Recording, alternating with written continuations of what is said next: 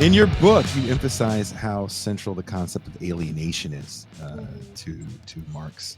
In his critique of capitalism, you write, alienation for Marx is not just an economic condition, but a profound moral injury. Could you explain how Marx links alienation to his broader ethical vision and why it's more than just an economic problem? Alienation is it's a phenomenon, a feeling, a condition that human beings talked about for a very long time, right before Marx started to engage with this question. And when I'm talking to my undergraduates, for example, I'll point out that they are mostly all familiar with at least one classic alienation story, namely the story of Genesis in the Bible, is just an attempt to offer some explanation for why we feel lost, unclear about who we are and why we're here, what we're doing. And then the answer given there, of course, is that if you live a virtuous life, then you'll die and achieve spiritual reunion with God, and you'll be home, and you won't have this feeling of alienation anymore. And so, what's a large part of what's distinctive for Marx, is of course his argument that alienation is not a necessary and ineradicable feature of human life that we can never escape. That actually the feeling of alienation, of feeling degraded and feeling separated from the people around you, and not being able to make human connections, and feeling lost in your own activity, that those are actually psychological phenomena that are produced by the material and economic circumstances that we're in.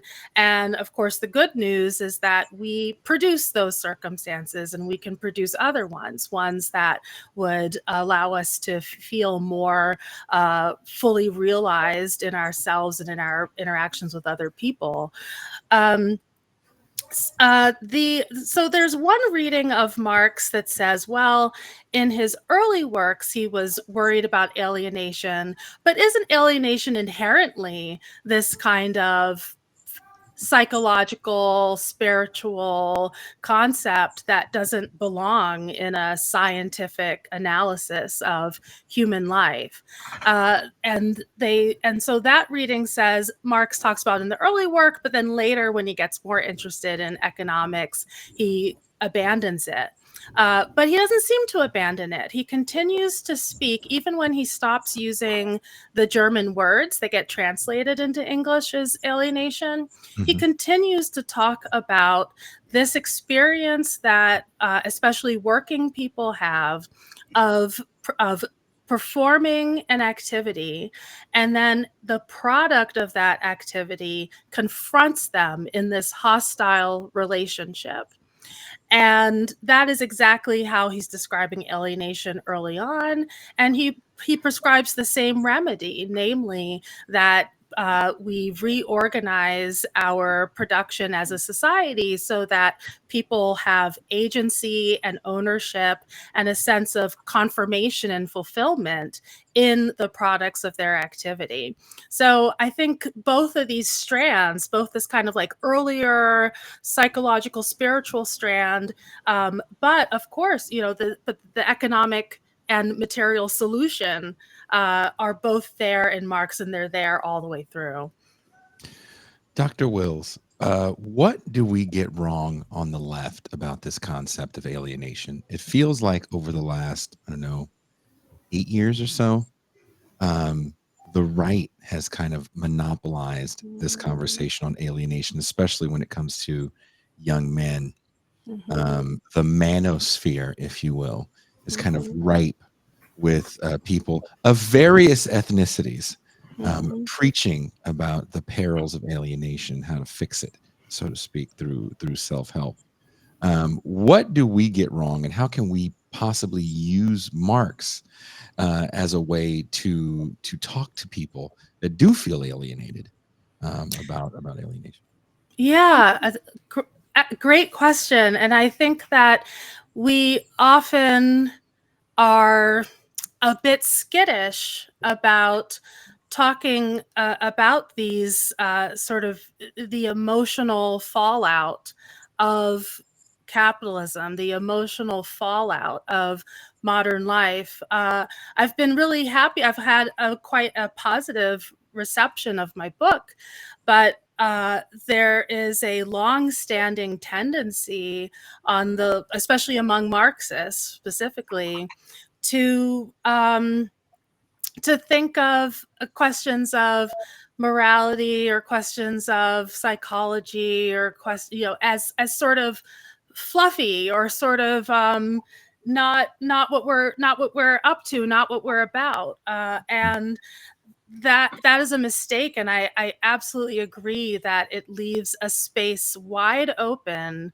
for rival narratives about alienation. I do think, as you just noted, I do think that a good bit of uh, the fuel for the manosphere, for incel spaces, is like a genuine lack of connection, right? And feeling that you're working and you are not achieving much, and you don't have anybody who loves you, and things seem to be getting worse. There seems to be fewer and fewer opportunities for human connection.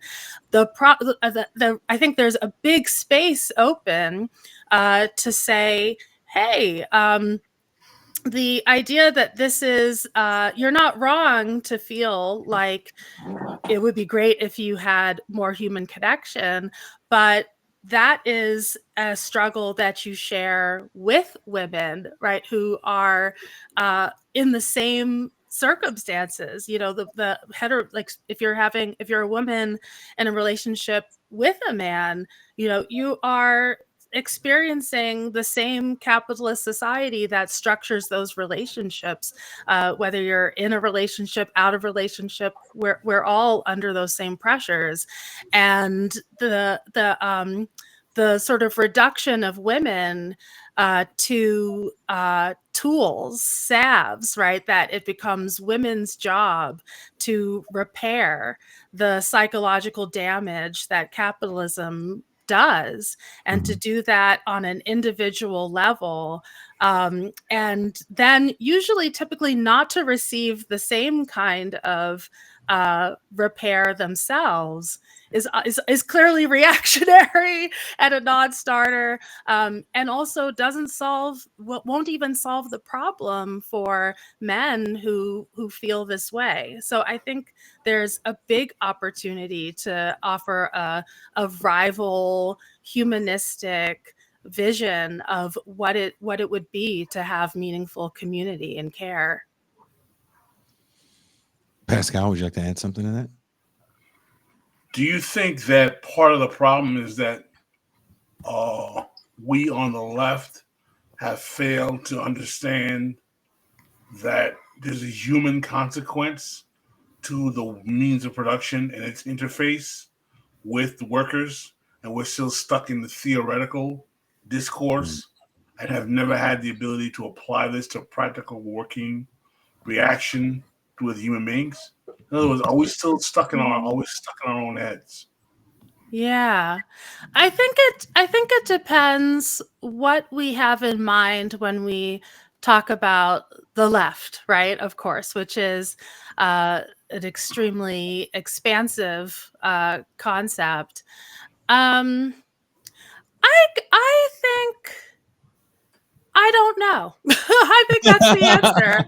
I think that's the answer, is that I don't know. I mean, so let me say this, even if I think about the people in society who spend the most time in their heads, or at least there are few who spend more, it would be academics, right? Intellectuals, professors. But when I think of the left-leaning professors I know, that people I know who are doing radical scholarship, who are writing about Marxism, who are writing about anarchism, who are writing about women's liberation and queer liberation, I don't see people who are sort of separated from the world. You know, I see some of the most vibrant human beings who are very interested in making connections and in being involved in activism and being involved in their communities. So I can just speak from,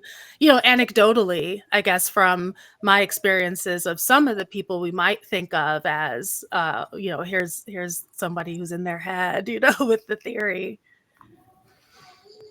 Toussaint, do you want to add anything to that? No, I just think that it was good that that the conversation went in this direction, discussing alienation and the manosphere, because we need to talk about it more. They talk about it so much and, you know, exploit it and twist it around for their own aims. Mm-hmm. So I think, you know, we have better solutions anyway.